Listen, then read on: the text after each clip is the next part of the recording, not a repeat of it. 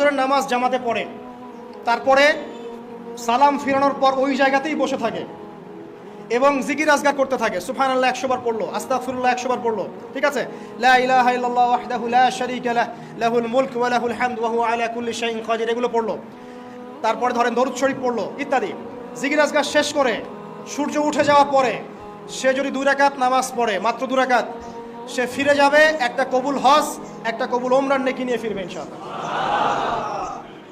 আরেকটা নামাজ আছে, যদি পসিবল হয় পড়তে পারেন, 8টা থেকে 10টার মধ্যে পড়ে ফেললে ভালো, এরপরে সূর্য উঠে যায়, সূর্য গরম হয়ে যায়। সেটা হলো আপনার এই চাশতের নামাজ, যেটাকে আমরা বলি সলাতুদ দুহা, চাশতের নামাজ। আমরা অনেকে রিজিকের সমস্যায় ভুগি না, দারিদ্রতা, রিজিকের সমস্যা, আমাদের অভাব, এই সমস্যা আছে না? চাশতের নামাজ যে ব্যক্তি নিয়মিত পড়বে তাকে 2টা ফজিলত দেওয়া হয়। কয়টা ফজিলত?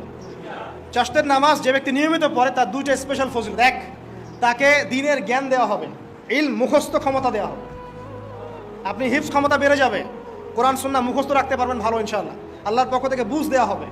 আরেকটা হচ্ছে আপনার দারিদ্রতা আল্লাহ পাক দূর করে দেবেন। এগুলা পরীক্ষিত আমল ভাই, এগুলা কোনো গাল গল্প বলছি না, এগুলো পরীক্ষিত। আরেকটা আছে, সূরা ওয়াকিয়া রাতে তেলাওয়াত করেন, সূরা ইযা ওয়াকাআতিল ওয়াকিয়া লাইসা লিওয়াকাআতিহা কাযিবা, এই সূরাটা আপনি তেলাওয়াত করেন, দেখবেন দারিদ্রতা চলে যাবে ইনশাআল্লাহ।